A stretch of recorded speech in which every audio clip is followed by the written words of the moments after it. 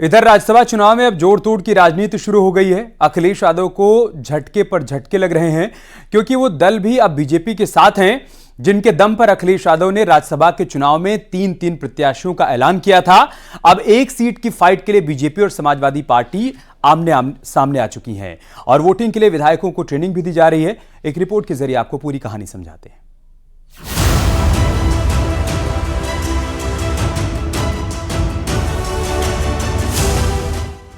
लोकसभा से पहले राज्यसभा का दंगल काफी दिलचस्प हो चुका है।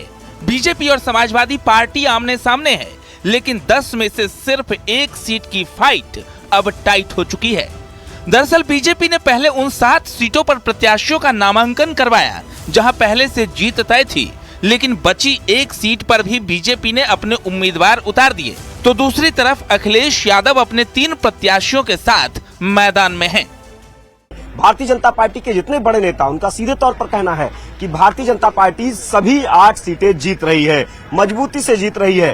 भारतीय जनता पार्टी लगातार राज्यसभा चुनाव की तैयारियों में जुटी है और जिस तरीके से जनसत्ता दल, जो कि भारतीय जनता पार्टी के इस बैठक में पहुंचे, जनसत्ता दल के राष्ट्रीय अध्यक्ष रघुराज प्रताप सिंह उर्फ राजा भैया, इसके अलावा आरएलडी के जो विधायक हैं, आरएलडी से भाजपा के आधिकारिक रूप से गठबंधन के ऐलान से पहले ही आरएलडी के सभी विधायक आज भारतीय जनता पार्टी यानी कि एनडीए की बैठक में पहुंचे।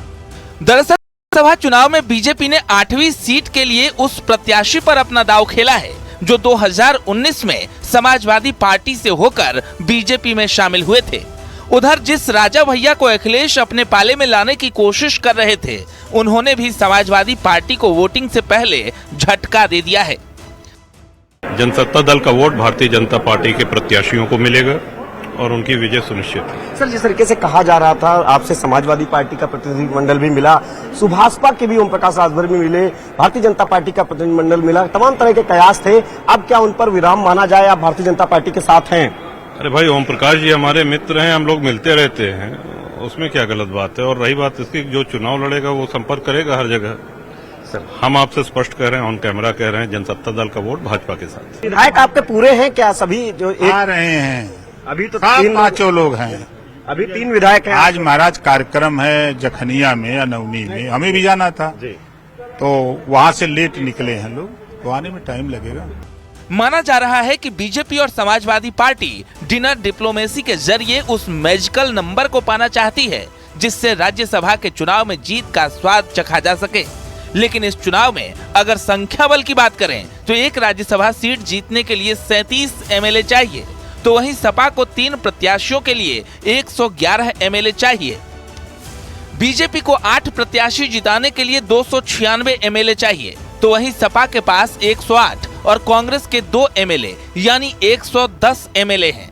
8वें प्रत्याशी के लिए बीजेपी को 14 एमएलए और चाहिए, तो वहीं तीसरी सीट के लिए पल्लवी पटेल खिसकेंगी तो 2 एमएलए अखिलेश को और चाहिए होंगे।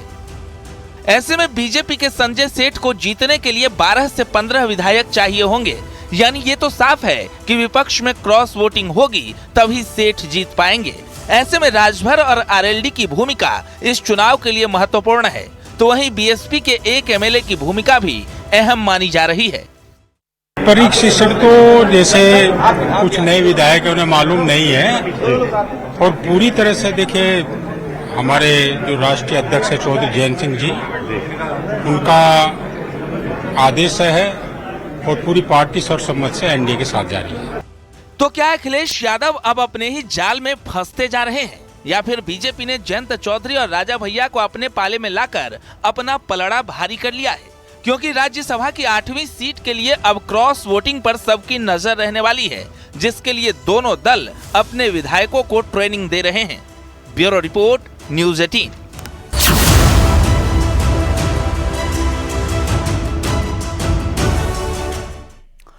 लोकसभा चुनाव के लिए बीजेपी ने पूरे दमखम के साथ चुनाव प्रचार शुरू कर दिया है।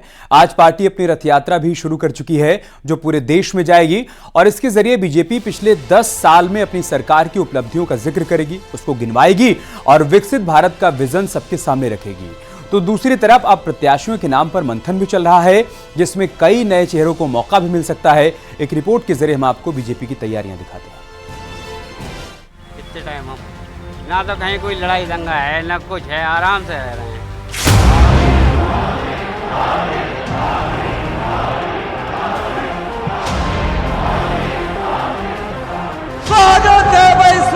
स्वागत है, स्वागत है भाई, स्वागत है। मोदी की गारंटी के साथ निकली बीजेपी की रथ यात्रा पूरे देश में जाने वाली है। सरकार की उपलब्धियां गिनाएगी, विकसित भारत का विजन रखा जाएगा और जनता से सुझाव मांगे जाएंगे उस चुनाव के लिए जिसमें हैट्रिक की पूरी तैयारी कर ली गई है। लगभग 1 करोड़ से ज्यादा सुझाव पत्र हमारे तक 15 मार्च तक पहुंचेंगे और वह आगे चलकर उसका समावेश करके वह हमारा संकल्प पत्र बनेगा जो 2024 को विकास के लिए एक लंबी छलांग लगाने के लिए तैयार है। दरअसल बीजेपी का लक्ष्य अपने सहयोगियों के साथ मिलकर 400 से ज्यादा सीटें जीतने का है। पीएम मोदी भी अपने कार्यकर्ताओं से कह चुके हैं कि इसके लिए बीजेपी को अकेले 370 सीटें जीतनी होंगी। इसी वजह से बीजेपी अब पूरे दमखम के साथ चुनाव के मैदान में उतर गई है।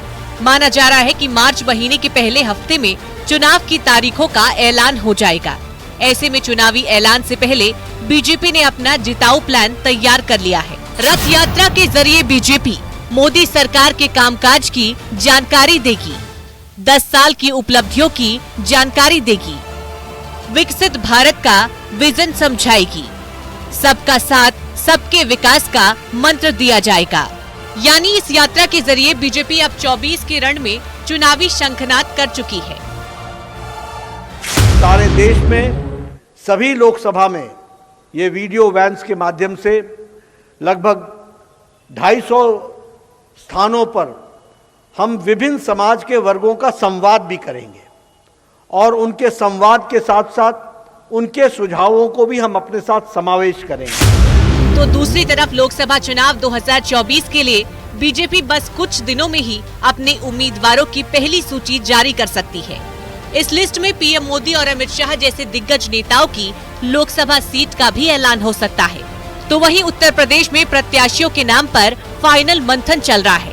माना जा रहा है कि कुछ मौजूदा विधायकों को मौका मिल सकता है। सहयोगी पार्टी से आने वाले नेताओं को मौका संभव है। 30% सांसदों का टिकट कट सकता है। उनकी जगह नई उम्मीदवारों पर दाव संभव है। यानी ये तो तय है कि बीजेपी इस बार चुनाव में नए चेहरों को मौका दे सकती है। सर्वे और परफॉर्मेंस के आधार पर बीजेपी इस बार लोकसभा चुनाव के लिए उत्तर प्रदेश में टिकट देने जा रही है। कई मौजूदा सांसदों का टिकट काटा जाएगा। ऐसे में ये देखना दिलचस्प होगा कि किन किन सांसदों का टिकट काटा जाता है और किन्हें दोबारा वहां से उतारा जाता है।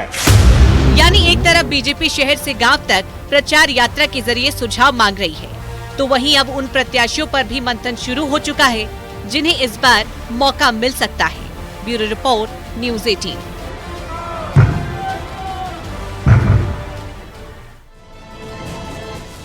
यहाँ रुक रहे हैं छोटे से ब्रेक के लिए, जल्द लौटेंगे कुछ और खबरों के साथ।